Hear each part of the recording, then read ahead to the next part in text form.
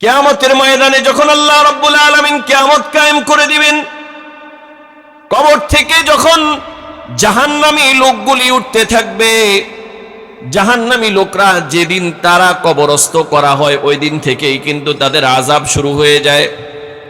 জাহান্নামীরা কবরের মধ্যে এতদিন পর্যন্ত আযাব ভোগ করার পরেও যখন কিয়ামতের ময়দানে উঠবে আর কিয়ামতের ময়দানের বিশালতা আর ভয়ঙ্কর পরিস্থিতি দেখবে, ওরা চিৎকার দিবে আর বলবে, কলু ইয়া ওয়াইলানা, হায় আমাদের ধ্বংস, হায় আমাদের ধ্বংস, মান বাসানা মিন মারকাদিনা, এতদিন পর্যন্ত কবরের মধ্যে যে আযাবে ছিলাম এটা তো আমাদের জন্যই ভালোই ছিল, আজকের কিয়ামতের ময়দানের এই কঠিন আযাব, এত কঠিন আযাবের মধ্যে আমাদেরকে কবর থেকে কে এই কিয়ামতের ময়দানে নিয়ে আসলো?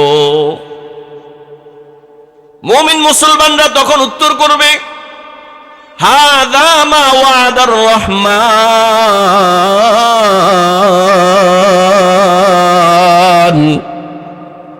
মুমিন মুসলমানরা বলবে, ও নাফাক নাফরমান, আল্লাহ কোরআনুল কারীমের মধ্যে তোদেরকে যে কিয়ামতের ব্যাপারে সতর্ক করছে, আজকের এই মাঠ হলো ওই কিয়ামতের ময়দান, ওই কিয়ামতের মাঠ। দুনিয়াতে থাকতে তো তোমরা মিথ্যা বলছিলে, বলছো মুহাম্মদ মিথ্যা কথা বলছে, হুজুররা মিথ্যা কথা বলে, কোরআন মিথ্যা কথা বলছে, নাউজুবিল্লাহ। কিয়ামত টিয়ামত কিছুই হবে না, দেখো আজকে হইল ওই দিন। কিরম জুম হো তাসাউর মে হারাম হো, रंगो दले लफ्ज़ हो खुशबू में बसे लफ्ज़, रंगो दले हर्फ हो खुशबू में बसे लफ्ज़, अंदाज़ सना हम सर में यार इरम हो, अंदाज़ सना हम सर में यार इरम हो, हर शय में तेरा अक्स उबारा है खुदा ने,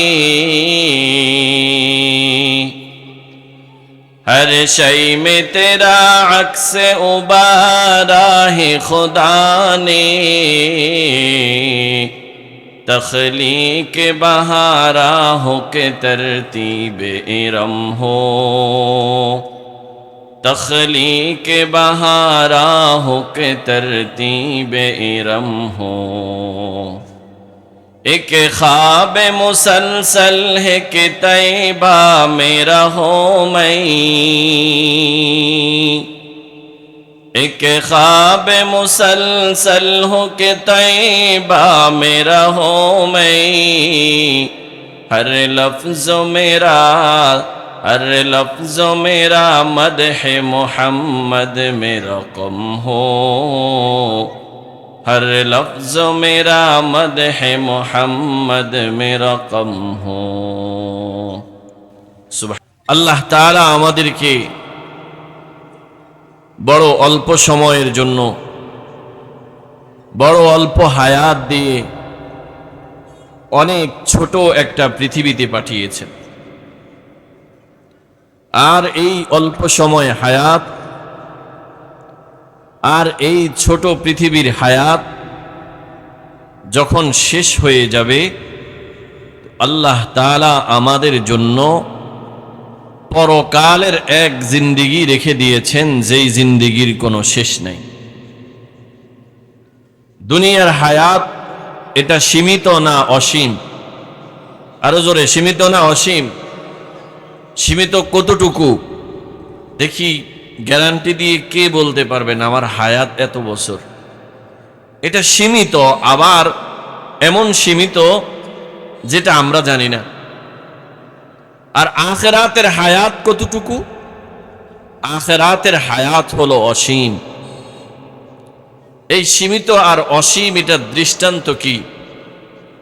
মুহাম্মদুর রাসূলুল্লাহ সাল্লাল্লাহু আলাইহি ওয়াসাল্লাম ইরশাদ করেন, তোমাদের মধ্যে কেউ যদি সমুদ্রের মধ্যে তার একটা আঙ্গুল চুবায় আর সমুদ্রের পানিগুলো থেকে তার আঙ্গুলের মাথায় কিছু পানি উঠে, তো সমুদ্র থেকে আঙ্গুলের মাথায় আর কতটুকুই পানি উঠল? শুনো, ওই তার আঙ্গুলের মাথায় যতটুকু পানি উঠলো এটা হলো তার দুনিয়ার হায়াত, আর বাকি যতগুলো পানি সমুদ্রের মধ্যে রয়ে গেল এটা হলো তার পরকালের হায়াত। এখন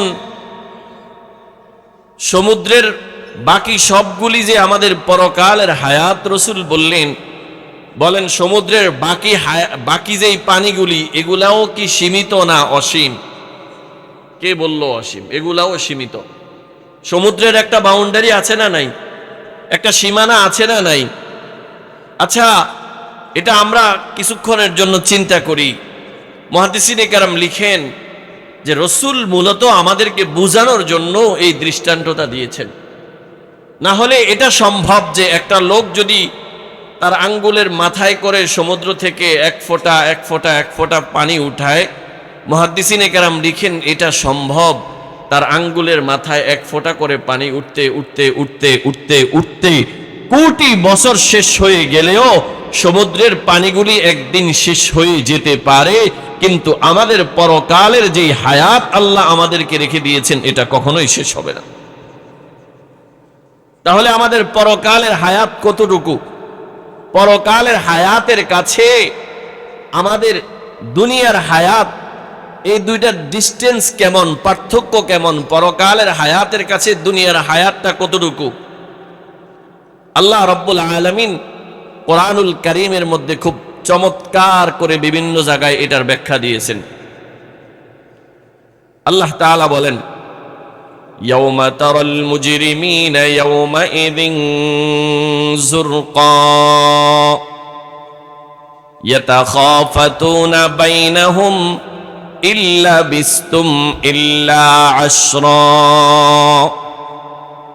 نحن أعلم بما يقولون إذ يقول أمثلهم طريقة إن لبثتم إلا يوما। আল্লাহ রাব্বুল আলামিন কোরআনুল কারীমের মধ্যে বড় চমৎকার করে আমাদেরকে পরকালের হায়াত এবং দুনিয়ার হায়াত সম্পর্কে দৃষ্টান্ত দিয়েছেন। আল্লাহ রাব্বুল আলামিন যখন কিয়ামতের ময়দানে কিয়ামত কায়েম করে দিবেন, ইসরাফিল আলাইহিস সালাম সিংহায় ফুঁক দিয়ে দিবেন। ইসরাফিল আলাইহিস সালাম সিংহায় 3 বার ফুঁক দিবেন। তৃতীয় ফু দেওয়ার সাথে সাথে যখন পৃথিবী থেকে সমস্ত মানুষগুলি যে যেখান থেকে আছে সেখান থেকে উঠা শুরু করবেন, সাইয়্যিদুনা আদম আলাইহিস সালাম উনি যেদিন মৃত্যুবরণ করলেন, ওনার জামানা থেকে নিয়ে শুরু করে কিয়ামতের আগের দিন পর্যন্ত পৃথিবীতে যতগুলি মানুষ মৃত্যুবরণ করছে, যারা কবরের মধ্যে ছিল, কবর থেকে যখন সমস্ত মানুষগুলি উঠবে, তখন ওই সময়ের মধ্যে কিছু মানুষ কবর থেকে উঠবে আর বলতে থাকবে, ক্বালু ইয়া ওয়াইলানা মান বা'আসানা মিন মারকাদিনা হাযা মা ওয়া'আদার রাহমান ওয়া সাদাকাল মুরসালুন।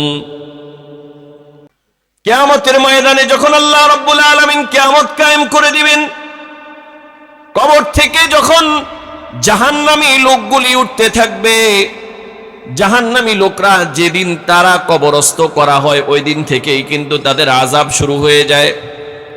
জাহান্নামীরা কবরের মধ্যে এতদিন পর্যন্ত আযাব ভোগ করার পরেও যখন কিয়ামতের ময়দানে উঠবে আর কিয়ামতের ময়দানের বিশালতা আর ভয়ঙ্কর পরিস্থিতি দেখবে, ওরা চিৎকার দিবে আর বলবে, ক্বালু ইয়া ওয়াইলানা, হায় আমাদের ধ্বংস, হায় আমাদের ধ্বংস, মান বা'আসানা মিন মারকাদিনা, এতদিন পর্যন্ত কবরের মধ্যে যে আযাবে ছিলাম এটা তো আমাদের জন্যই ভালোই ছিল, আজকের কিয়ামতের ময়দানের এই কঠিন আযাব, এত কঠিন আযাবের মধ্যে আমাদেরকে কবর থেকে কে এই কিয়ামতের ময়দানে নিয়ে আসলো? মুমিন মুসলমানরা তখন উত্তর করবে, হাযা মা ওয়া'আদার রাহমান।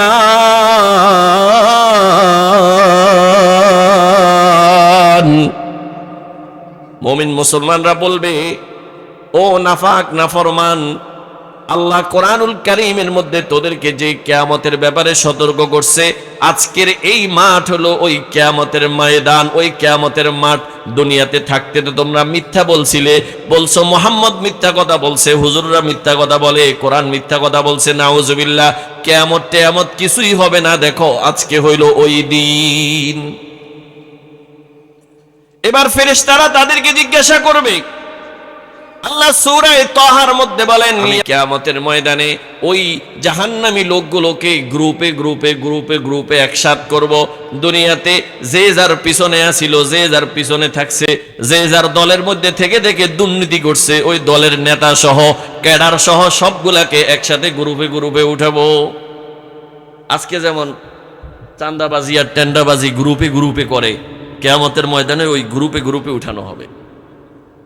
ইয়াতাখাফাতুনা বাইনাহুম, তারা কিয়ামতের ময়দানে উঠে নিজের অতীত কৃতকর্মের কারণে দুনিয়াতে আল্লাহ রাব্বুল আলামিনের নাফরমানি যে করেছিল, নামাজ যে ছেড়েছিল, দুনিয়াতে অন্যায় অবিচার, হত্যা, লুণ্ঠন, গুম, খুন ইত্যাদি যে তারা করেছিল, এই জন্য কিয়ামতের ময়দানে ভীত সন্ত্রস্ত থাকবে, ভীত হয়ে থাকবে, পেরেশান থাকবে।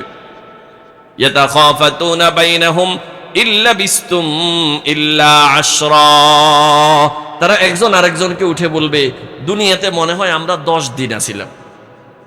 10 দিন বলবে যে আমরা মনে হয় 10 দিন আছিলাম। মানে তারা কিয়ামতের ময়দানের এই বিশালতার সাথে দুনিয়ার তার পুরো হায়াতটাকে 10 দিন মনে করবে। আল্লাহ কোরআনে বলেন, ক্বালু লাবিসনা ইয়াওমান নাও বা'দা ইয়াওম, না না 10 দিন ছিল না, 10 দিন ছিল না, তোমরা দুনিয়াতে একদিন অথবা তার কিছু সময় দুনিয়াতে ছিলে। 10 দিন দুনিয়াতে আজকের এই ময়দান হিসাবে এত লম্বা হায়াত তোমাদেরকে দেই নাই, বরং আমি আল্লাহ তোমাদেরকে দুনিয়াতে যে হায়াত দিয়েছি, আজকের কিয়ামতের ময়দানের কাছে তোমার ওই দুনিয়ার হায়াতটা একদিন অথবা কিছু সময়ের মতো।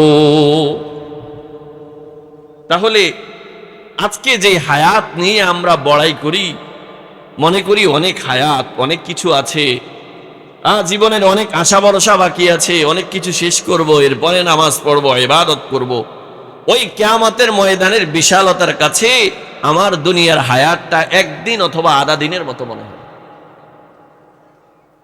আল্লাহ রাব্বুল আলামিন কোরআনুল কারীমের বিভিন্ন জায়গায় কিয়ামতের ময়দানের ভয়াবহতার কথা আর ওই দিন সমস্ত নাফরমানদের হতাশার কথা উল্লেখ করেছেন। বলতেছিলাম, আমরা দুনিয়াতে যে হায়াত আল্লাহ আমাদেরকে দিয়েছেন, দুনিয়ার হায়াত এবং আমাদের পরকালের হায়াত, এটার দৃষ্টান্ত কেমন? রসুল এই হাদিসের মধ্যে বললেন, সমুদ্রের বাকি পানিগুলো হলো পরকালের হায়াত, আর দুনিয়ার হায়াত হলো আঙ্গুলের মাথার পানি। অন্য হাদিসের মধ্যে আসছে, মুহাম্মদুর রাসূলুল্লাহ সাল্লাল্লাহু আলাইহি ওয়াসাল্লাম একদিন বিকাল বেলা যখন সূর্য ডুবে যাচ্ছে, সূর্য ডুবে যাবে এই অবস্থার মধ্যে যখন সূর্য হলুদ হয়ে যায়, পশ্চিম আকাশের মধ্যে যখন সূর্য ডুবে যায়, ঠিক মাগরিবের আগ মুহূর্তে রসুল সাহাবায়ে কেরামদেরকে বলতেছে, ও আমার সাহাবা শোনো, এই যে সূর্যটা ডুবে যাচ্ছে, বলো আর কতক্ষণ পৃথিবীতে সূর্যটা বাকি থাকবে? সাহাবায়ে কেরাম বললেন, ইয়া রাসূলুল্লাহ, আর তো বেশি সময় সূর্য থাকবে না, এই তো আর 1-2 মিনিটের মধ্যেই সূর্যটা ডুবে যাবে। আল্লাহর রসুল সাল্লাল্লাহু আলাইহি ওয়াসাল্লাম বলেন, দিনের আর যেই অংশটা বাকি আছে, আর আজকের দিনের যেই অংশ শেষ হয়ে গেছে, যেটা শেষ হয়ে গেছে এটা হলো তোমাদের পরকালের হায়াত, আর যেটা বাকি আছে এটা হলো তোমার দুনিয়ার হায়াত। বড় অল্প সময়, বড় অল্প সময়ের জন্য আল্লাহ তাআলা আমাদেরকে দুনিয়ায় পাঠাইছেন। কিসের জন্য? অনন্ত অসীম হায়াতের জন্য প্রস্তুতি গ্রহণ করার জন্য। আচ্ছা, আপনাকে প্রস্তুতি গ্রহণ করতে হবে কোটি কোটি বছরের, আর হায়াত দিল সর্বোচ্চ 100 বছর। 100 বছরে কোটি কোটি বছরের প্রস্তুতি কিভাবে গ্রহণ করে?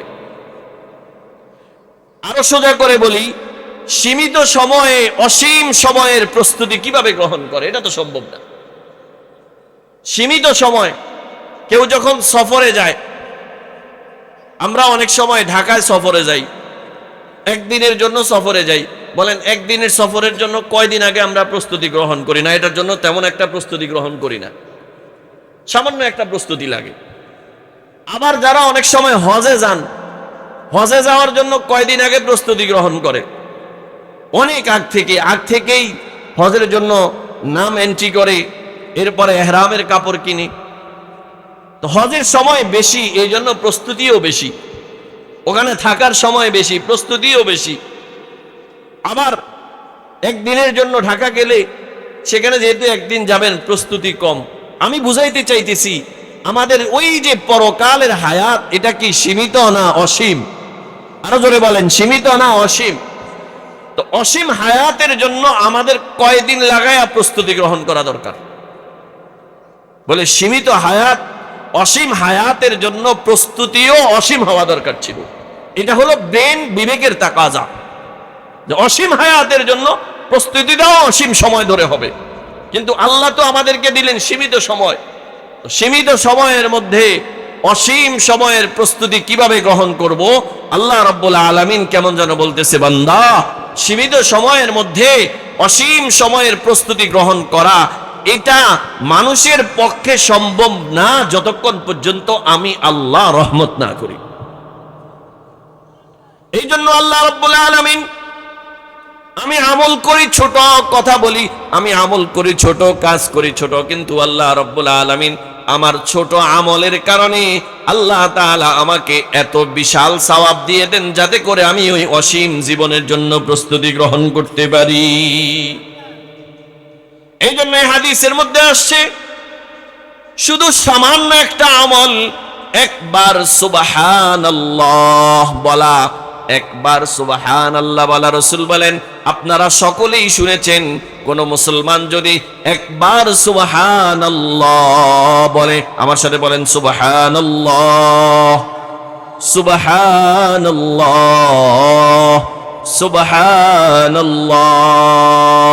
রাসূল বলেন, কোন লোক যদি একবার সুবহানাল্লাহ বলে, আল্লাহ রাব্বুল আলামিন তার জন্য জান্নাতে এমন একটা গাছ রেডি করেন, যেই গাছের সীমানা কতটুকু? রাসূল বলেন, ওই গাছের সীমানা হলো একটা আরবি তেজি ঘোড়া যদি 70 বছর পর্যন্ত অনবরত দৌড়াইতে থাকে, রাসূল বলেন ওই গাছের সীমানা দৌড়ায়া শেষ করা সম্ভব হবে না। একবার সুবহানাল্লাহর সওয়াব, একবার সুবহানাল্লাহর সওয়াবের জন্য আল্লাহ আমাদেরকে পরকালে যে গাছ দিবেন, ওই গাছের সীমানা, ওই গাছের ছায়াটা আরবি ঘোড়া 70 বছর দৌড়াইলেও শেষ করতে পারবে না। আপনারা বিষয়টা ভালো করে বুঝেন নাই এখন পর্যন্ত, আমি একটু আপনাদেরকে অঙ্ক করে বুঝাইয়া দেই। একটা আরবি ঘোড়া এটা কতটুকু দৌড়াইতে পারে কিতাবের মধ্যে পাওয়া যায়। একটা আরবি ঘোড়া যদি সে অনবরত 1 ঘন্টা দৌড়াইতে থাকে, মাঝখানে কোনো ব্রেক করে না, মাঝখানে কোথাও থামে না, কোথাও পানি না খায়, তাহলে একটা আরবি ঘোড়া অনবরত 1 ঘন্টা দৌড়াইলে 50 মাইল দৌড়াইতে পারে। কতটুকু দৌড়াইতে পারে? 50 মাইল। এখন এবার আপনি হিসাব করেন, যদি একটা আরবি ঘোড়া অনবরত দৌড়াইতে থাকে, দৌড়াইতে 1 ঘন্টায় 50 মাইল দৌড়ায়, তাহলে বলেন তো একটা আরবি ঘোড়া যদি অনবরত 24 ঘন্টা দৌড়ায়, তাহলে কত মাইল দৌড়াইবে? ক্যালকুলেটর কারো কাছে থাকলে এখনই হিসাব করতে পারেন, আমি একটা হিসাব করছি। একটা আরবি ঘোড়া যদি 24 ঘন্টা অনবরত দৌড়ায়, তাহলে হিসাব করে পাওয়া গেছে 1200 মাইল দৌড়াইতে পারবে। কতটুকু দৌড়াইতে? একটু খেয়াল করিয়েন, যারা শিক্ষিত আছেন আপনারা বুঝবেন, বুঝতে মজা লাগবে, আমল করতে আগ্রহ তৈরি হবে। তাহলে কি পেলাম? একটা আরবি ঘোড়া যদি প্রতি দৈনিক অনবরত 12 ঘন্টা দৌড়ায়, তাহলে সে 1200 মাইল অতিক্রম করতে পারবে। যদি একটা আরবি ঘোড়া একদিনে 1200 মাইল অতিক্রম করে, তাহলে 1 মাসের মধ্যে কত মাইল অতিক্রম করতে পারবে? 1200কে 30-এর মধ্যে গুণ দিলে 36,000 মাইল। সুবহানাল্লাহ বলেন না? কতটুকু? একটা আরবি ঘোড়া যদি 1 মাস দৌড়ায়, তাহলে 36,000 মাইল দৌড়াইতে পারে। এই অঙ্কটা আপনারা কিছুক্ষণের জন্য মনে রাখেন। একটা আরবি ঘোড়া যদি অনবরত 1 মাস দৌড়ায়, তাহলে 36,000 মাইল দৌড়ায়। এবার 36,000 মাইলের পরিধি কতটুকু আপনাদেরকে শুনাই। আল্লাহ রাব্বুল আলামিন যে এই পৃথিবী তৈরি করলেন, আমাদের এই পৃথিবীরও একটা পরিধি আছে। যারা ভূগোল পড়ছেন অথবা বিজ্ঞান পড়ছেন, আপনারা জানবেন আমাদের এই পৃথিবীর পরিধি হলো 24,000 মাইল। কত হাজার মাইল?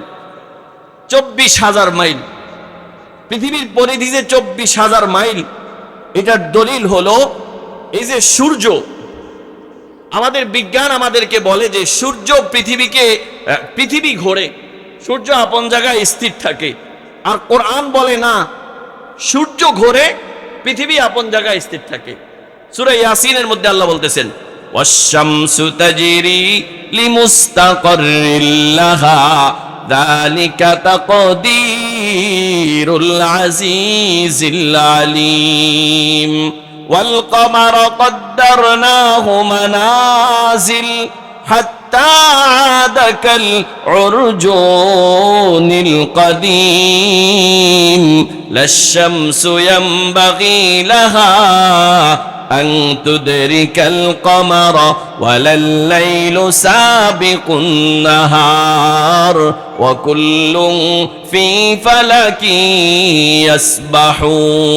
يسبحون আল্লাহ রাব্বুল আলামিন কোরআনুল কারীমের সূরা ইয়াসিনের এই 3 আয়াতের মধ্যে পৃথিবীতে আল্লাহ আমাদেরকে যে সূর্য দিয়েছেন, যে চন্দ্র দিয়েছেন, সূর্য এবং চন্দ্রের ব্যাপারে 3টা থিওরি আল্লাহ পেশ করলেন। প্রথম নম্বর থিওরি হলো ওয়াশ-শামসু তাজরি লিমুস্তাকাররিল লাহা। আল্লাহ বলে, ও পৃথিবীর মানুষ শুনে রাখো, আমি আল্লাহ যেমনি ভাবে সূর্যকে তৈরি করেছি, সূর্যকে চলার জন্য আমি আল্লাহ একটা পথ তৈরি করে দিয়েছি, সূর্য তার নির্ধারিত পথে চলে। দ্বিতীয় আয়াতে আল্লাহ বলেন, ওয়াল কমারা কদ্দারনাহু মানাজিলা হাত্তা আদা কাল উরজুনিল কদীম। আমি আল্লাহ তোমাদের জন্য যেই চন্দ্র তৈরি করেছি, এই চন্দ্রের জন্য চলার জন্য আমি আল্লাহ একটা পথ নির্ধারণ করে দিয়েছি। ও পৃথিবীর মানুষ শুনে রাখো, চন্দ্র তার নির্ধারিত পথে চলে।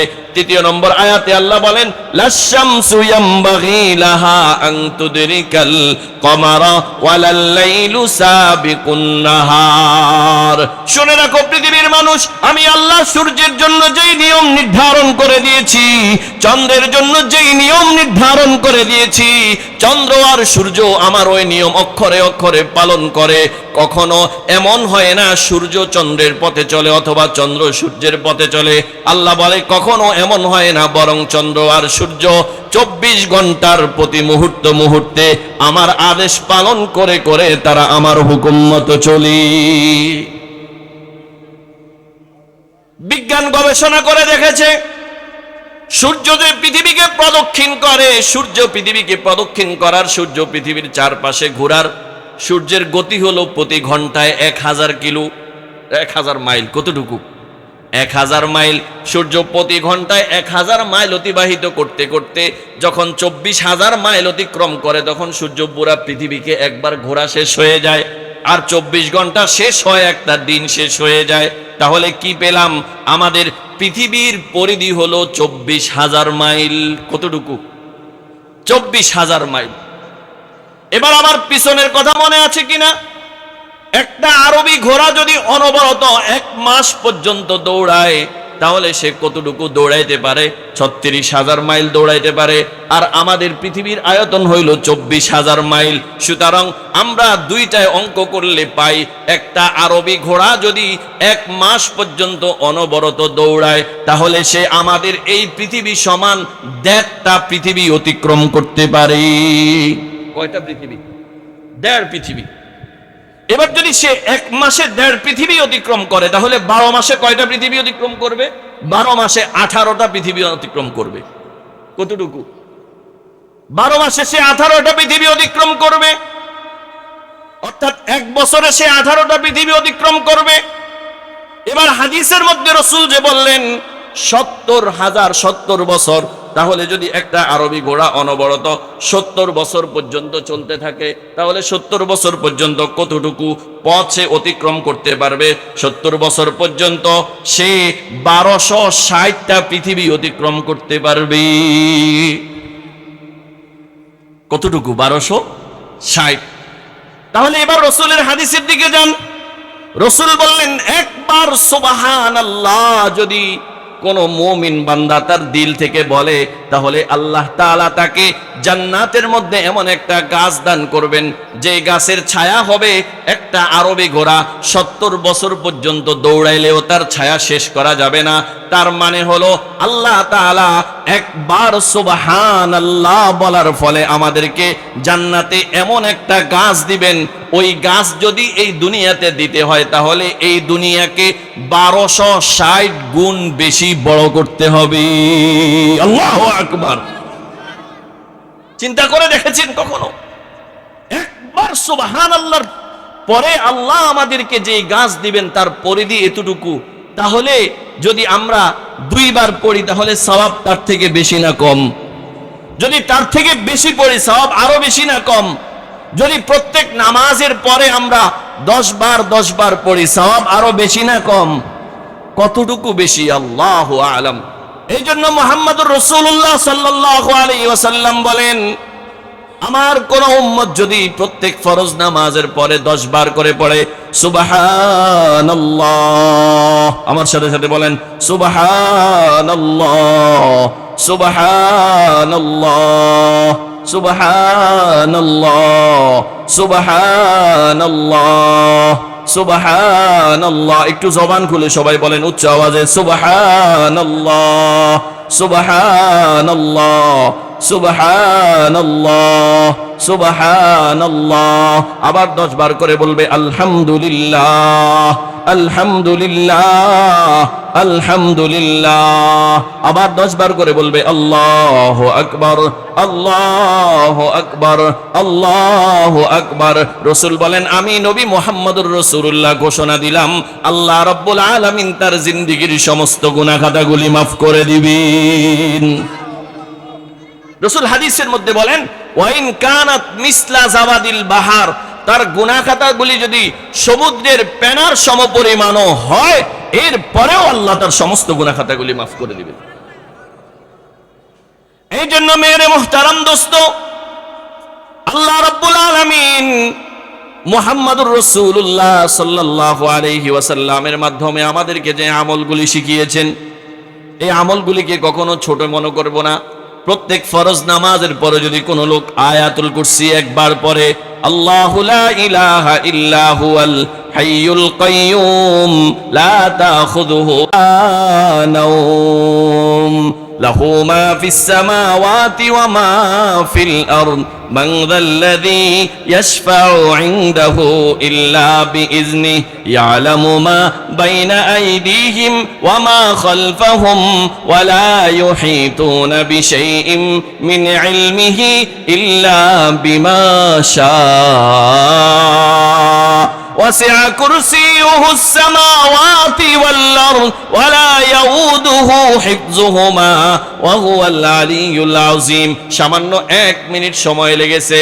মুহাম্মদুর রাসূলুল্লাহ সাল্লাল্লাহু আলাইহি ওয়াসাল্লাম বলেন, আমার কোন উম্মত যদি প্রত্যেক ফরজ নামাজের পরে একবার আয়াতুল কুরসি পড়ে, রাসূল বলেন, আমি রাসূল ঘোষণা দিলাম আমার ওই উম্মত আর তার জান্নাতের মধ্যে পার্থক্য শুধু তার মৃত্যু।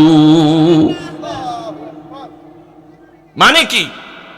মানে হলো, আমার হাতের দিকে তাকান, এই যে কাগজ, এই পাশে আমার একটা হাত, আর কাগজের এই পাশে আমার অপর আর একটা হাত। 2 হাতের মধ্যে কতটুকু দূরত্ব? বলে কোনো দূরত্বই নেই। বাকি আবার যদি প্রশ্ন করি, 2টা হাত কি একসাথে? বলে না, মাঝখানে কাগজটা পার্থক্য আছে, কাগজটা পার্টিশন আছে, দূরত্বও নাই, পার্টিশনও আছে। তো বলে ভাই 2টাকে একসাথ কিভাবে করা যায়? বলে মাঝখান থেকে কাগজটা সরাইতে দেরি আর 2টা হাত একসাথ হইতে দেরি। ঠিক মুহাম্মদুর রাসূলুল্লাহ বলেন, যেই উম্মত প্রত্যেক নামাজের পরে একবার আয়াতুল কুরসি পড়বে, তার মধ্যে আর জান্নাতের মধ্যে এই এতটুকু কাগজের মতো মৃত্যুটা দূরত্ব, ওই উম্মত মৃত্যু বরণ করতে দেরি আর আল্লাহর জান্নাতে যাইতে দেরি না। আল্লাহ আল্লাহ আমাদেরকে তৌফিক দান করেন, আল্লাহ আমাদেরকে তৌফিক দান করেন। আরে মেরে মুহতারাম দোস্ত,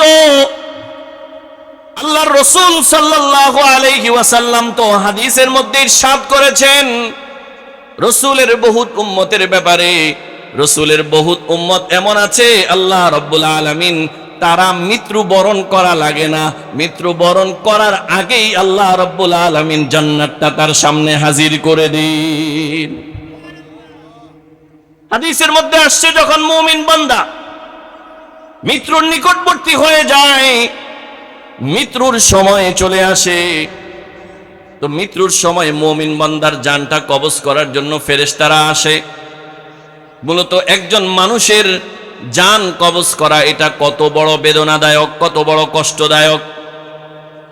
কোন কিতাবের মধ্যে পাওয়া যায়, একটা জীবিত ছাগলকে যদি তার গায়ের থেকে জীবিত রেখে তার চামড়াগুলিকে ছুলে নেওয়া হয়, একজন জীবিত মানুষকে যদি সে জীবিত থাকা অবস্থায় তার গায়ের থেকে তার গায়ের চামড়াটা ছুলে নেওয়া হয়, তার যেই পরিমাণ কষ্ট হবে, একজন মানুষ যখন মৃত্যুবরণ করে তো তার কষ্টটা এর চাইতেও বেশি হয়, এর চাইতেও বেশি হয়। কিন্তু বড় মজার কথা, মুমিন বান্দা যখন মৃত্যুবরণ করে, মুমিন বান্দা এই কোনো কষ্টটা অনুভব করে না, মুমিন বান্দা এই কষ্ট অনুভব করে না। মুমিন বান্দার মৃত্যু কেমন হয়, মুমিন বান্দার মৃত্যু কেমন হয়, রাসূল করিম সাল্লাল্লাহু আলাইহি ওয়াসাল্লাম ইরশাদ করেন, তুহফাতুল মুমিনি আল মউত। মুমিন বান্দার মৃত্যুটা হলো আল্লাহ রাব্বুল আলামিনের কাছ থেকে তার জন্য হাদিয়া। বলে হুজুর মৃত্যু হাদিয়া কেমনে হয়? মেরে মুহতারাম দোস্ত, আল্লাহ রাব্বুল আলামিন আমাদেরকে দুনিয়াতে পাঠাইলেন, বলেন আমাদের আসল বাড়ি কোথায়, আমরা কোথায় ছিলাম? আমরা জান্নাতে ছিলাম। কোথায় ছিলাম? জান্নাতে ছিলাম। আমরা জান্নাতে ছিলাম, আল্লাহ তাআলা আমাদেরকে দুনিয়ায় পাঠাইছে। দুনিয়ায় পাঠানোর পরে আমাদেরকে আল্লাহ যে মৃত্যু দিয়ে দিবেন, মৃত্যুর পরে এই মৃত্যুটা কি আমাদের জন্য শেষ? না না না, মৃত্যু আমাদের জন্য শেষ না। মৃত্যুর পরে আল্লাহ রাব্বুল আলামিন আমাদের জন্য অসীম হায়াত রেখে দিয়েছেন। মৃত্যুর পরে আমাদেরকে আল্লাহ তাআলা আরেকটা হায়াত রেখে দিয়েছেন। এই জন্য কবি বড় সুন্দর করে বলেন, মौत को समझा है गाफिल, मौत को समझा है गाफिल, इख्तितामे जिंदगी, ये शाम जिंदगी, ये सुबह दवामे जिंदगी, ये चमन सहरा भी होगा, ये चमन सहरा भी होगा, ये खबर बुलबुल को दो, ताकि अपनी जिंदगी को सोच कर कुर्बा करे, ताकि अपनी जिंदगी को सोच कर कुर्बा करे। কবি বড় সুন্দর করে বলেন, গাফেল লোকরা মনে করে তার মৃত্যু এটা শেষ, মৃত্যুর পরে তার জন্য আর কোনো কিছু অপেক্ষা করছে না। কবি বলে না না, মৃত্যু হলো মানুষের একটা হায়াতের শেষ, একটা হায়াতের শেষ। মৃত্যুর পরে আল্লাহ রাব্বুল আলামিন তার জন্য অনন্ত জীবনের আরেকটা হায়াত শুরু করে দিবেন। মুহাম্মদুর রাসূলুল্লাহ বলেন, মুমিনের মৃত্যুটা হলো তার জন্য আল্লাহর পক্ষ থেকে হাদিয়া। আমি আপনাদেরকে দৃষ্টান্তর জন্য বলি, ধরেন কোন লোক বাংলাদেশ থেকে প্রবাসে গেছে, সৌদি আরব গেছে। বলেন সৌদি আরব কি তার নিজ বাড়ি না নিজ বাড়ি বাংলাদেশ? নিজ বাড়ি কোথায়? তাহলে সৌদি আরব কি এটা প্রবাস? সে প্রবাসে কতদিন থাকবে? যতদিন তার জরুরত। তারপরে কি হবে? সে প্রবাস থেকে আবার তার নিজ বাড়ি ফিরে আসবে। মনে করেন বহুত মানুষের নিয়তি এমন হয়, সে প্রবাসে গিয়েছে, সৌদি আরব গিয়েছে, সৌদি আরব যাওয়ার পরে যখন এক বছর শেষ হয়ে গেছে, আকামা রিনিউ করতে পারে নাই। আকামা রিনিউ না করার কারণে এই লোকটা সৌদি আরবের জাহান্নামে, সৌদি আরবের জেলখানার মধ্যে আবদ্ধ হয়ে গেছে। পুলিশ তাকে জেলখানায় নিয়ে গেছে। লম্বা সময় লোকটা জেলখানায় থেকেছে। থাকতে থাকতে একটা পর্যায়ে যেই যুবক লোকটা তার জীবিকার তাগিদে সৌদি আরব গিয়েছিল, এই লোকটার যৌবন শেষ হয়ে এই লোকটা এখন বৃদ্ধ হয়ে গেছে। তার মুখের দাড়িগুলি পেকে গেছে, চুলগুলি পেকে গেছে। এই লোকটা সৌদি আরবের জেলখানার মধ্যে বসে বসে তার মৃত্যুর প্রহর গুনতেছিল। হঠাৎ করে একদিন সকালবেলা ঘুম থেকে উঠে তার সামনে একজন লোক উপস্থিত, হাতের মধ্যে ছোট্ট একটা কাগজ। এই লোকটা ঘুম থেকে উঠে তার সামনে এমন একজন লোক দেখে জিজ্ঞাসা করলো, ভাই তুমি কে আসছো আজকে? তোমার হাতের কাগজটা কি? ওই লোকটা বলল, ও ভাই, লম্বা সময় ধরে 20-30 বছর ধরে তুমি বাড়ি থেকে আসছো, সৌদি আরবের জেলখানার মধ্যে বসতেছো, সেই যুবক এসে আজকে তুমি বৃদ্ধে উপনীত হয়ে গেছো। তোমার বাড়ির যাওয়ার কোনো কায়দা নাই, বাড়ির যাওয়ার কোনো পথ নাই। আমি অনেক কষ্ট করে সৌদি আরবের বিভিন্ন অফিসের মধ্যে ঘুরে ঘুরে জেলখানা থেকে তোমার ছোটার একটা ব্যবস্থা করেছি এবং বাংলাদেশ বিমানে তোমার জন্য একটা টিকিট করেছি। এটা হলো তোমার বাড়ির যাওয়ার টিকিট, নাও এটা হাতে নাও, জেলখানা থেকে বের হয়ে তুমি এখন বাড়িতে চলে যাও। বলেন এই লোকটা কি পরিমাণ খুশি হবে? এই পরিমাণ খুশি হবে যার খুশির কোনো কি নাই, সীমানা নাই। কেন? সে সৌদি আরব গিয়েছিল অল্প সময়ের জন্য, মূল বাড়ি হলো তার বাংলাদেশ। সে বাংলাদেশে আসতে চায় কিন্তু দীর্ঘদিন ধরে আসার কোনো সুযোগ নাই, আসার কোনো পথ নাই। এখন সে যখন ফ্রিতেই বিমানের টিকিট পেয়েছে, আসার অনুমতি পাইছে, তার খুশির আর সীমানা থাকবে না। মুহাম্মদুর রাসূলুল্লাহ সাল্লাল্লাহু আলাইহি ওয়াসাল্লাম বলেন, এই লোকটা ওই যে তার বাংলাদেশে আসার টিকিট পায়া যেমন খুশি হয়েছে, মুমিন বান্দা যখন তার সামনে মৃত্যুর পরোয়ানা নিয়ে যাওয়া হবে, সে এর চাইতে বেশি খুশি হয়ে যাবে। কারণ মুমিন বান্দা দুনিয়ার প্রতিটা সময় সে ইবাদতের মধ্যে কাটাইছে, নামাজের মধ্যে কাটাইছে, তাবলীগের মধ্যে কাটাইছে, দ্বীনি দাওয়াতের মধ্যে কাটাইছে, মাদ্রাসায় গিয়ে কাটাইছে, ওলামায়ে কেরামের সাথে কাটাইছে। কি কারণে? এই দুনিয়ার জন্য না, কিসের জন্য? পরকালের জন্য। কিসের জন্য? পরকালের জন্য। পরকালের জন্য, পরকালের বিশাল সওয়াব অর্জন করার জন্য, জান্নাতের জন্য, আল্লাহর দিদারের জন্য। কিন্তু ও দোস্ত, কোন মানুষ মৃত্যুবরণ করা ছাড়া জান্নাতে যাওয়া সম্ভব না। আল্লাহ রাব্বুল আলামিন তাকে মৃত্যুর পরোয়ানা দেওয়া মানে হলো, যাও তুমি আর এই ক্ষণস্থায়ী দুনিয়ার মধ্যে থাকার দরকার নাই, তোমাকে আমি জান্নাতের টিকিট দিয়ে দিলাম, যাও জান্নাতে চলে যাও। এই জন্য রসুলের হাদিসের মধ্যে পাওয়া যায়, রসুল দৃষ্টান্ত দিয়ে বলেন, একটা বাচ্চা যখন তার মায়ের পেট থেকে দুনিয়ায় আগমন করে, ওই বাচ্চাকে যখন বুঝতে শিখে, ওই বাচ্চা যখন দুনিয়া শিখে, সবকিছু বুঝার তার সেই চিন্তা চেতনা, সেই ক্ষমতা হয়, ওই বাচ্চাকে যদি কেউ বলে দে তোকে আমি কোটি টাকা দিব, আবার তুই মায়ের পেটে চলে যা, বলেন বাচ্চা কখনো রাজি হবে? না, না, বাচ্চা কখনো রাজি হবে না। মুহাম্মদুর রাসূলুল্লাহ বলেন, একজন মুমিন বান্দা যখন তার মৃত্যু উপনীত হয়ে যায়, তখন আল্লাহ রাব্বুল আলামিন যখন জান্নাতকে তার সামনে ধরে, ওই সময় যদি কেউ এসে তাকে কোটি টাকার অফার করে যে কোটি টাকা দিব, তুই মরিস না, দুনিয়াতে থেকে যা, রাসূল বলেন ওই লোকটা বলবে না, না, আমি আমার আল্লাহর কাছে চলে যেতে চাই। এজন্য মুহাম্মদুর রাসূলুল্লাহ সাল্লাল্লাহু আলাইহি ওয়াসাল্লাম হাদিসের মধ্যে পাওয়া যায়, রাসূলের যখন মৃত্যুর সময় ঘনিয়ে এসেছে, সাহাবায়ে কেরাম কান্নাকাটি শুরু করে দিয়েছে, রাসূলের ঘরের মধ্যে সবাই কান্নাকাটি শুরু করে দিয়েছে। রাসূল করিম সাল্লাল্লাহু আলাইহি ওয়াসাল্লামের মৃত্যুর আগে যেই সূরাটা নাজিল হয়েছে, এই সূরাটার নাম হলো সূরা নাসর।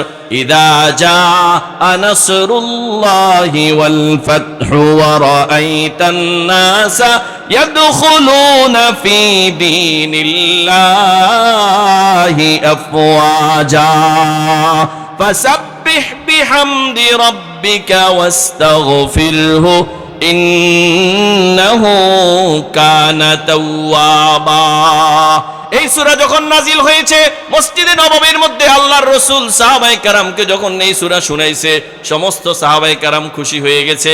কিন্তু সাহাবায়ে কেরামের মধ্যে থেকে একজন সাহাবী আছে, উনি মসজিদের এক কোণায় গিয়া মাথাটা নিচের দিকে গুজায়া ছোট বাচ্চার মতো ফোফায়া ফোফায়া কান্না শুরু করে দিয়েছে। তিনি আর কেউ নয়, তিনি হলেন রাসূলের প্রিয় সাহাবী হযরতে আবু বকর সিদ্দিক। সাহাবায়ে কেরাম বললেন, আবু বকর সিদ্দিক, এত সুন্দর একটা সূরা নাজিল হইল, এত সুন্দর কথা বলল, তুমি কেন কান্নাকাটি করতেছো? আমরা তো সবাই খুশি হয়ে গেছি, তোমার কান্নার কারণ কি? হযরতে সিদ্দিক আকবর বলে, তোমরা তো এই সূরা থেকে দেখেছো খুশির সংবাদ, তবে আমি এই সূরা থেকে পেয়েছি যে আল্লাহ রাব্বুল আলামিন আর বেশি দিন তার রাসূল মুহাম্মদকে দুনিয়ায় রাখবেন না, অতি সত্বর আল্লাহ তার নবীকে উঠায়া নিবি।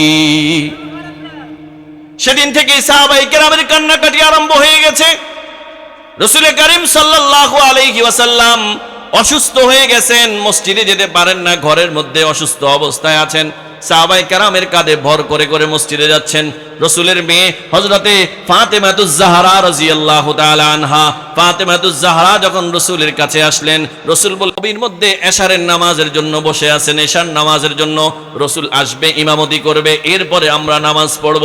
কিন্তু রসুল একবার হুশের মধ্যে আসেন, হুশের মধ্যে এসে নামাজের জন্য তৈরি হন, আবার বেহুশ হয়ে যান।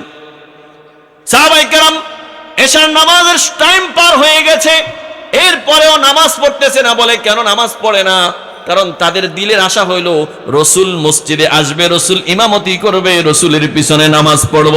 কতক্ষণ পরে রসুলের আবার হুশ আসছে, হুশ এসে রসুল করিম সাল্লাল্লাহু আলাইহি ওয়াসাল্লাম হযরতে আয়েশা সিদ্দিকাকে বলে, ও আয়েশা সিদ্দিকা, আমার গায়ে আমি শক্তি পাচ্ছি না নামাজ পড়াইতে, তুমি যাও মরু আবা বকরিন ফালইউসাল্লি, তোমার বাবা আবু বকরকে বলো আবু বকর যেন আমার পরিবর্তে নামাজের ইমামতি করে।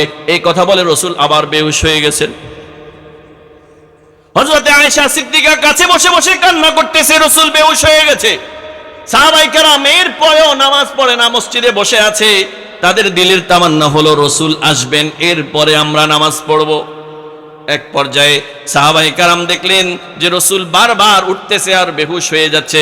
সর্বশেষ রসুল খুব ধমক দিয়ে বললেন, মুসলমানদেরকে বলো আবু বকরের ইমামতিতে যেন মুসলমানরা নামাজ পড়ায় দেয়। সেই দিনের চিত্র হাদিসের মধ্যে আসছে, হযরতে আবু বকর সিদ্দিক নামাজের মধ্যে দাঁড়াইছে, নামাজের মধ্যে আল্লাহু আকবার করে দাঁড়ায়া সাথে সাথে একটা চিৎকার দিয়ে বেহুশ হয়ে জায়গায় পড়ে গেছে। সাহাবায়ে কেরাম আবু বকরের মাথায় পানি ঢালা শুরু করলো। আবু বকর সিদ্দিক হুশে আসলেন, হুশে এসে বললেন, ও মুসলিম ভাইয়েরা, আমার পক্ষে সম্ভব না, বলে তুমি বেহুশ কেন হইলা? আবু বকর সিদ্দিক বলে, আমি যখন নামাজের মধ্যে দাঁড়াইছি তখন আমার অন্তরে আসছে, হায় রে, এতদিন তো এই জায়গার মধ্যে আমার আপনার সকলের নবী মুহাম্মদুর রাসূলুল্লাহ সাল্লাল্লাহু আলাইহি ওয়াসাল্লাম দাঁড়িয়ে ইমামতি করতেন, আমি পিছনে নামাজের তার রসুলের পিছনে রসুলের ইমামতিতে নামাজ পড়তাম। হায়, আমাদের সেই সৌভাগ্য শেষ হয়ে গেছে, আজকের পর থেকে তো আর মুহাম্মদুর রাসূলুল্লাহকে ইমাম হিসেবে পাবো না। এই ছিল রসুলের মৃত্যুর অবস্থা। এমন মুহূর্তের মধ্যে যখন জিবরিল রসুল করিম সাল্লাল্লাহু আলাইহি ওয়াসাল্লামের কাছে ওহী নিয়ে আসলেন, জিবরিল এসে বললেন, ইয়া রাসূলুল্লাহ, আল্লাহ আমাকে পাঠাইছে আপনাকে একটা সুসংবাদ দেওয়ার জন্য। বলে কি সুসংবাদ? বলে আল্লাহ আপনাকে দুইটা অপশন দিছে। দুইটা অপশনের মধ্যে কি কি অপশন? জিবরাইল আমিন বললেন, ইয়া রাসূলুল্লাহ, আল্লাহ আমাকে বলছে আপনাকে বলার জন্য, যদি আপনি চান তো আল্লাহ রাব্বুল আলামিন আপনাকে মৃত্যু দিবে না, চিরদিন আপনি দুনিয়ায় থাকতে পারবেন। আর যদি আপনি চান মৃত্যুবরণ করতে, তাহলে আল্লাহ তাআলা এই মুহূর্তে আপনাকে মৃত্যু দিয়ে দিবেন। রাসূল করিম সাল্লাল্লাহু আলাইহি ওয়াসাল্লাম চিৎকার দিয়ে উঠলেন, না না জিবরাইল, না, আমি আর এই পৃথিবীতে থাকতে চাই না। আল্লাহুম্মা ইয়া রাফিকাল আলা, আমার এই দুনিয়ার কোনো দরকার নাই, আমি আমার বন্ধু আল্লাহর কাছে যেতে চাই। জান্নাত দো যখসে ইয়া রব ক্যা করো, জান্নাত দো যখসে ইয়া রব ক্যা করো, আরজু है मैं तुझे देखा करो, तुझी से इब्तिदा है तू ही एक दिन इंतहा होगा, सदाए साज होगी और ना साज बेसदा होगा, हमें मालूम है हमसे सुनो महशर में क्या होगा, सब उसको देखते होगे हो हमको देखता होगा, रोज़े महशर में हमें से आसियों का और क्या होगा, दरे जन्नत नवा होगा, दरे रहमत दुआ होगा, जहन्नम हो के जन्नत, जहन्नम हो के जन्नत जो भी होगा फैसला। কিয়ামতের ময়দানের হাকিকত কি? বলে কিয়ামতের ময়দানের হাকিকত হলো, কিয়ামতের ময়দানে আল্লাহ রাব্বুল আলামিন বিচার করার জন্য আরশের মধ্যে বসবেন, আর পৃথিবীর সব মানুষগুলি আল্লাহর সামনে আসামি হয়ে উপস্থিত হবেন। আল্লাহ রাব্বুল আলামিন আরশে বসে বসে যারা জান্নাতি তাদের জান্নাতের ফয়সালা করবেন, যারা জাহান্নামী তারা জাহান্নামের ফয়সালা করবেন। তুমি হাসি কেন? তোমার খুশি কেন? ও বলে আমার খুশি হলো আমার জান্নাতের ফয়সালা ফায়সালা হোক, জাহান্নামের ফায়সালা হোক, এটা দেখার বিষয় নয়। আল্লাহ রাব্বুল আলামিন যখন আরশের মধ্যে থাকবে, আমি কিয়ামতের ময়দানে আমার আল্লাহকে দেখতে পাবো। আল্লাহু আকবার। হ্যাঁ, আল্লাহ ওয়ালারা, যারা আল্লাহর পাগল, আল্লাহর প্রেমিক, তাদের কাছে আল্লাহ তাআলাই এত প্রিয়, তাদের কাছে আল্লাহ এত প্রিয়। এই জন্য তাদের জন্য মৃত্যুটা হলো আল্লাহ রাব্বুল আলামিনের পক্ষ থেকে একটা উপহার। এই জন্যই মুহাম্মদুর রাসূলুল্লাহ বলছেন, আমার পৃথিবীর দরকার নাই, আমার দুনিয়ার জিন্দেগির দরকার নাই। আল্লাহুম্মা ইয়া রফিকাল আলা, জিবরাইল যাও আমার বন্ধুকে বলো, আল্লাহকে বলো, আপনার বন্ধু দুনিয়ায় থাকতে চায় না, আপনার বন্ধু আপনার কাছে আসতে চায়। সুবহানাল্লাহ। দেখি আল্লাহর দিদার আমরা কে কে চাই? একটু হাত তুলেন, হাত তুলেন। নারায়ে তাকবীর। আল্লাহ তাআলা আমাদের সবাইকে তৌফিক দান করে। আল্লাহর দিদার, আয় আল্লাহ, সময় কুলাবে কিনা আমি চিন্তা করতেছি, আপনাদেরকে শুনিয়ে যাই। আল্লাহ রাব্বুল আলামিন জান্নাতের মধ্যে জান্নাতীদেরকে তার দিদার দান করবেন। আল্লাহকে জান্নাতীরা স্বচক্ষে অবলম্বন করবেন। আল্লাহ রাব্বুল আলামিনের 70,000 নূরের পর্দা সবগুলি উঠায়া দিয়ে আল্লাহ জান্নাতীদের সামনে নিজের চেহারাকে উঠায়া দেবেন। খুতবাতে হাকিমুল ইসলামের মধ্যে হযরতে কারি তৈয়ব সাহেব হাদিস আনছেন, জিবরিল আমিন একদিন মুহাম্মদুর রাসূলুল্লাহর কাছে আসলেন। হাতের মধ্যে একটা আয়না ছিল। জিবরাইল আমিন রাসূলের সামনে এসে আয়নাটা ধরে রাখলেন। আয়নার মাঝখানে ছোট্ট একটা কালো দাগ দেখা যায়। রাসূল জিজ্ঞাসা করলেন, ভাই জিবরাইল, আয়নাটা কি, ছোট দাগটা কি? জিবরাইল বললেন, ইয়া রাসূলুল্লাহ, আয়নাটা হলো আল্লাহ রাব্বুল আলামিন আপনাদের জন্য, পৃথিবীর সমস্ত মানুষের জন্য যে জান্নাত তৈরি করলেন, ওই জান্নাত। সুবহানাল্লাহ। বলে ছোট দাগটা কি? জিবরাইল আমিন বললেন, ছোট দাগ হলো জান্নাতের মাঝখানে, জান্নাতের মধ্যে একটা মাঠ, অডিটোরিয়াম। অডিটোরিয়াম চিনুন তো? মাঠ, বড় একটা মাঠ। জিবরাইল আমিনকে রাসূল জিজ্ঞাসা করলেন, এই মাঠের কাজ কি, এই মাঠ কেমন? জিবরাইল আমিন বললেন, ইয়া রাসূলুল্লাহ, এই মাঠ কত বড় জানেননি? রাসূল বললেন না। জিবরাইল আমিন বললেন, ইয়া রাসূলুল্লাহ, আল্লাহ তাআলা আমাকে 600 ডানা দিয়েছেন। কত ডানা? 600 ডানা। আমার 600 ডানা একসাথে কখনো খোলার দরকার হয় নাই দুনিয়াতে। রাসূল বলেন, আমি জিবরাইল আমিনকে তার আপন অবস্থায় 2 বার দেখছি। একবার দেখছি জিবরাইল আমিন শুধু তার 2টা ডানা খুলছে। রাসূল বলেন, আমি আকাশের দিকে তাকায়া দেখি পৃথিবীর পশ্চিম প্রান্ত থেকে পূর্ব প্রান্ত, উত্তর থেকে দক্ষিণ, পুরা পৃথিবী অন্ধকার হয়ে গেছে। 2 ডানার পরিমাণ এত বড়। জিবরাইল আমিন এই হাদিসের মধ্যে বলেন, ইয়া রাসূলুল্লাহ, আমি জিবরাইল যেদিন থেকে আল্লাহ জান্নাত তৈরি করলেন, ওই দিন থেকে নিয়ে শুরু করে আজকের দিন পর্যন্ত আমার 600 ডানা, সবগুলা ডানা খুলে জান্নাতের এক পাশ থেকে উঠতেছিলাম, কিন্তু আজ পর্যন্ত ওই ময়দানে মাজিদের শেষ পর্যন্ত বুঝতে পারি নাই। সবাই কত বড় হতে পারে? রাসূল বললেন, ভাই জিবরাইল বলো, এই ময়দানে মাজিদের কাজ কি?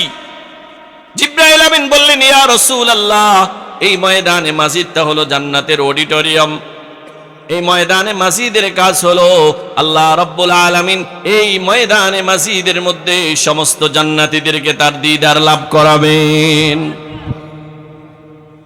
দোস্ত, আমার সময় কুলায় কিনা তবে আপনাদেরকে বলি, আল্লাহ রাব্বুল আলামিন জান্নাতীদেরকে জান্নাতে দিয়ে দেওয়ার পরে কিয়ামতের ময়দানে যখন আল্লাহ তাআলা জান্নাতীদেরকে জান্নাতের ফয়সালা করে দিবেন, জাহান্নামীদেরকে জাহান্নামের ফয়সালা করে দিবেন, জান্নাতীদেরকে জান্নাতের ফয়সালা করে দিয়ে আল্লাহ রাব্বুল আলামিন জান্নাতে যাওয়ার পরে তাদেরকে একটা শরবত দিবেন। শরবত আল্লাহ রাব্বুল আলামিন বলবেন, ও জান্নাতীরা, এই শরবত খাও, শরবত খায়া একটু তোমরা কিছুক্ষণ রেস্ট করো, এরপরে তোমাদের সাথে কথা হবে। সুবহানাল্লাহ। অনেক সময় এমন হয়, ছেলে যখন সফরে যায়, ঢাকায় যায়, তো ঢাকা থেকে যখন সফর শেষ করে বাড়িতে আসে, তো মা 1 গ্লাস শরবত দিয়ে বলে যে, বাবা 1 গ্লাস শরবত খাও, একটু রেস্ট করো, আমি খাবার টাবার তৈরি করতেছি, একটু পরে তোমার জন্য খাবার নিয়ে আসতেছি। কথা ঠিক না বেঠিক? আল্লাহ রাব্বুল আলামিন ও জান্নাতীদেরকে বলবেন, ও আমার বান্দারা, সেই আলমে আলাস্তু থেকে তোমাদের সফর শুরু হয়ে গিয়েছিল, আলমে আরওয়াহ থেকে তোমাদের সফর শুরু হয়েছে।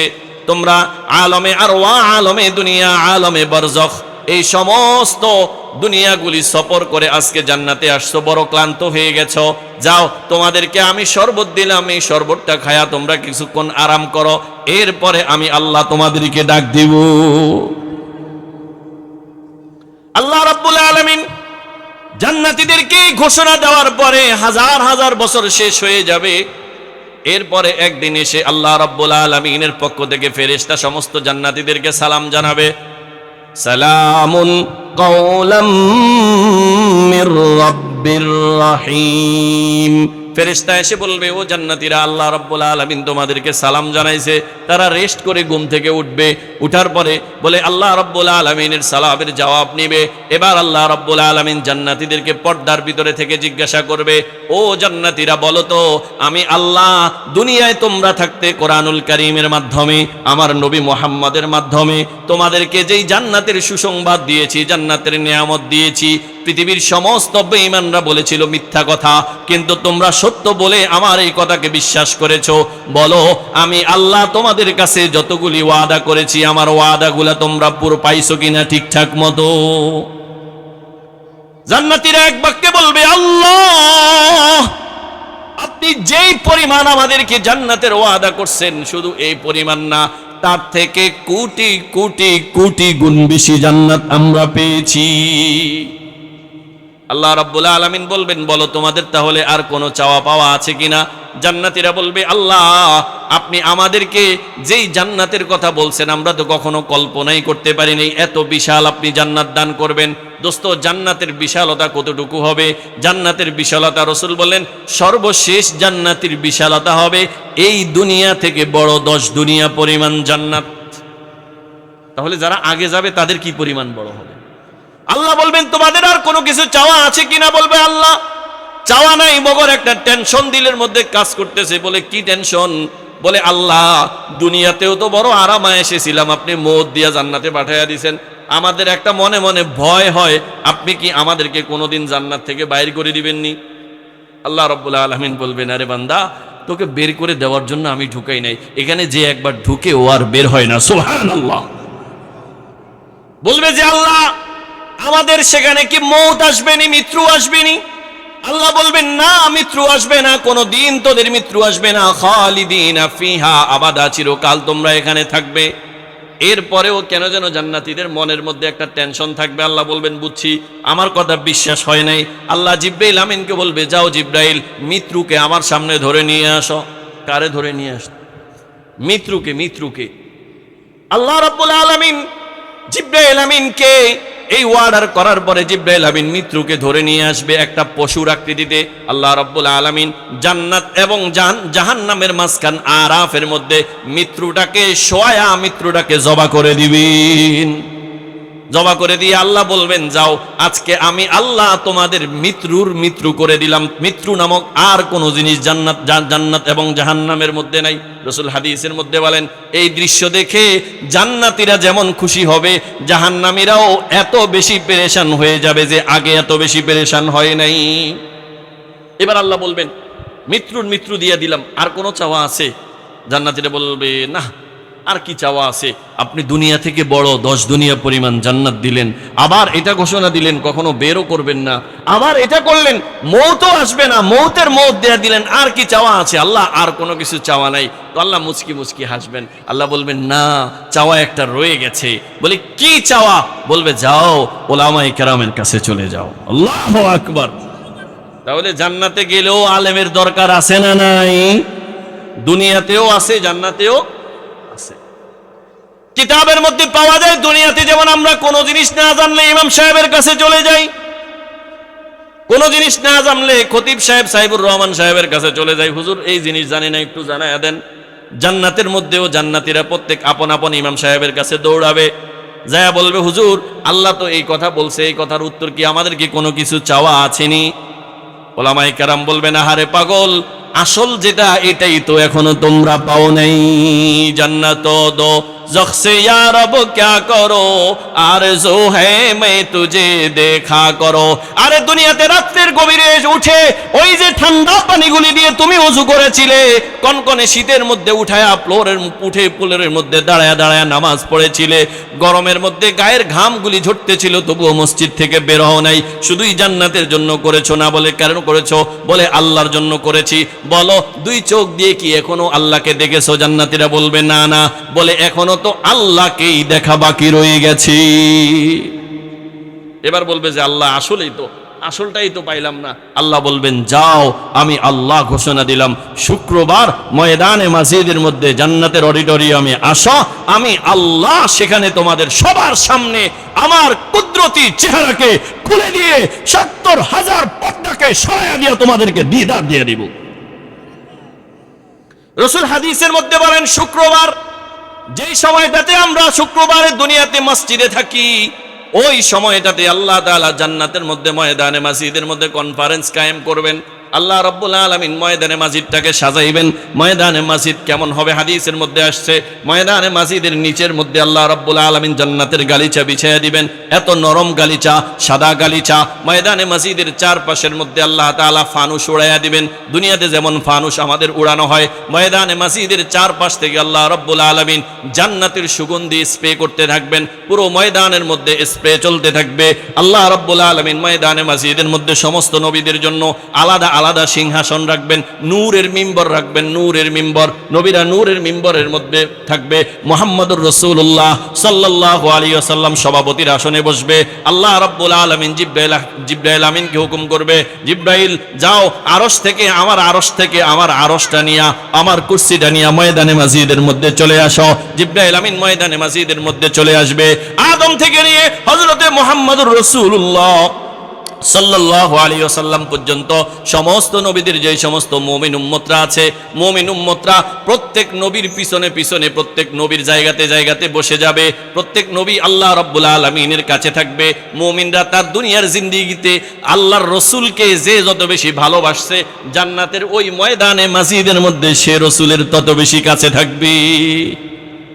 হাদিসের মধ্যে রাসূল বলেন এরপরে আল্লাহ তাআলা আসবে, আর এসে যখন আল্লাহর কুদরতি আরশের উপর বসে ৭০,০০০ নূরের পর্দাগুলি উঠায়া দিবে, নূরের পর্দাগুলি উঠায়া দিবে। আল্লাহু আকবার! সেই দৃশ্য কেমন হতে পারে দোস্ত, মুখ দিয়ে শুধু আমি বলতে পারি, এটা বেনও আনা সম্ভব না, দিলে কল্পনাও করা সম্ভব না। কারণ মুহাম্মদুর রাসূলুল্লাহ সাল্লাল্লাহু আলাইহি ওয়াসাল্লাম বলেন জান্নাতের নিয়ামত এমন মা লা আইনুন রাত ওয়ালা উযুনুন সামিআত ওয়ালা খাতারা আলা কলবি বাশার। জান্নাতের নিয়ামত এমন যেটা কোনো চোখ কখনো দেখে নাই, কোনো কান কখনো শুনে নেই। আরে চোখ আর কান তো দূরের কথা, কোনো দিলও যেটা কখনো কল্পনা করতে পারে না। এটা শুধু বলতেই পারি দোস্ত, কিন্তু এটা কেমন হবে এটা বুঝাবার ভাষা আমার নাই। আল্লাহ রাব্বুল আলামিন আজকে দুনিয়াতে সূর্য বানাইছেন, আমরা সূর্যের দিকে তাকাইতে পারি না। হযরত মূসা আলাইহিস সালাম এই জন্য আল্লাহকে বলছেন, আল্লাহ আমি আপনাকে চাইতে চাই। তো আল্লাহ বলছেন লাম তারানি হাইতিনো। মূসা আলাইহিস সালাম এরপরও আল্লাহর লগে ঝগড়া শুরু করছে, হাইতান্ন কিল্লে সামু আপনারে। তো আল্লাহ রাব্বুল আলামিন কয় আচ্ছা তোরে থামাইতে হইব কেমনে, আমি কই। আচ্ছা ঠিক আছে, তুই তুর পাহাড়ে আসিস। ঘটনা তো আমরা সকলে জানি না। তো আল্লাহ রাব্বুল আলামিন তুর পাহাড়ে শুধু সামান্য নূরের একটু ঝলক দিছে, মূসা আলাইহিস সালাম বেহুশ হয়ে পড়ে গেছেন। তুর জলে কয়লা হয়ে গেছে। এটা নূরের ঝলক ঝলক ঝলক। আরে মূসার ঘটনা বাদ দেন, সূর্যের দিকে আপনি তাকাতে পারেন। আল্লাহর সৃষ্টি সূর্য যদি এত সুন্দর হয়, তো আল্লাহ কত সুন্দর, আল্লাহ কত সুন্দর। হাদিসের মধ্যে আসছে রাসূল ইরশাদ করেন আল্লাহ রাব্বুল আলামিন ময়দানে মাসজিদের মধ্যে যখন তার কুদরতের ৭০,০০০ পর্দাগুলি উঠিয়ে দিবেন, আল্লাহ রাব্বুল আলামিনের নূর দেখে পৃথিবীর সমস্ত মুমিনরা আল্লাহর সৌন্দর্য দেখে পাগলের মতো শুধু এভাবে তাকায়া থাকবে আর বেহুশ হয়ে পড়ে যাবে। এর মধ্যেই ৫০,০০০ বছর অতিবাহিত হয়ে যাবে, কারো কোনো খবর নেই। এখানে আরো কথা আছে। আল্লাহ রাব্বুল আলামিন ওই জান্নাতের ময়দানের মধ্যে জিবরাইল আল্লাহর রাসূল মুহাম্মদুর রাসূলুল্লাহ সাল্লাল্লাহু আলাইহি ওয়াসাল্লামকে বলবেন কোরআন পড়ো। আল্লাহ রাব্বুল আলামিন বিভিন্ন নবীদেরকে দিয়ে কোরআন পড়াইবেন। এরপরে আল্লাহ তাআলা স্বয়ং তার নিজের জবানের মধ্যে কোরআন শুনাইবেন। আল্লাহু আকবার। দেখি দোস্ত ময়দানে মাসজিদের এই জায়গায় কে কে উপস্থিত থাকতে চাই? ইনশাআল্লাহ ইনশাআল্লাহ আল্লাহ তাআলা আমাদের সবাইকে তৌফিক দান করেন। রাসূল বলেন ইন্নাকুম সাতারাউনা রাব্বাকুম কামা তারাউনাল কমারা ফি লাইলাতিল বদর। রাসূল বলেন তোমরা, এটাকে আমরা কি বলি, চাঁদনি রাতের মধ্যে আকাশের চাঁদটাকে দেখতে যেমন তোমাদের কোনো সমস্যা হয় না, ঠিক জান্নাতের মধ্যেও আল্লাহকে তোমরা এভাবে দেখবে, দেখতে কোনো সমস্যা হবে না। এবার বলেন আল্লাহকে আমরা দেখতে চাই, দেখা কি এমনি সম্ভব না, কিছু করা লাগবে? আরো জোরে বলেন, কিছু করা লাগবে নি? কি করা লাগবে? কি করা লাগবে? সর্বপ্রথম ঈমান ঠিক করতে হবে। ভাই কি ঠিক করতে হবে? ঈমান ঠিক করতে হবে। ঈমান ছাড়া জান্নাতে যাওয়ার কোনো পথ নাই। আমার জিন্দেগীর সমস্ত আমল এটা ঈমান না থাকার কারণে বরবাদ হয়ে যাবে। আর কারো জিন্দেগীতে কোনো আমল নাই, কিন্তু ঈমানটা মজবুত ছিল, আল্লাহ তাআলা তাকে জান্নাত দিয়ে দিবেন। দ্বিতীয় নম্বর, নেক আমল করতে হবে। কি করতে হবে? নেক আমল করতে হবে। বলেন নেক আমলের মধ্যে সর্বপ্রথম কাজ কি? নামাজ। সর্বপ্রথম কাজ কি? নামাজ। আজকে থেকে ওয়াদা করেন, নিয়ত করেন, ইনশাআল্লাহ আজকে থেকে 5 ওয়াক্ত নামাজ জামাতের সাথে মসজিদে এসে আদায় করব। দেখি এই ওয়াদা কে কে করা যায়। আমিও নিয়ত করছি, আল্লাহ আমাদের সবাইকে তৌফিক দান করেন। 5 ওয়াক্ত নামাজ জামাতের সাথে পড়ব। রোজানা কিছু নফল নামাজ পড়ব, তাহাজ্জুদ, ইশরাক, আওয়াবিন, তাসবিহাত পড়ব। প্রত্যেকটা নামাজের পরে আজকে আপনাদের সামনে 2টা তাসবির কথা বলছি। এক হলো 10 বার করে সুবহানাল্লাহ। কতবার করে? 10 বার করে সুবহানাল্লাহ, 10 বার আলহামদুলিল্লাহ, 10 বার আল্লাহু আকবার, আয়াতুল কুরসি। এই আমলগুলি করব। আরেকটা আমল আমাদের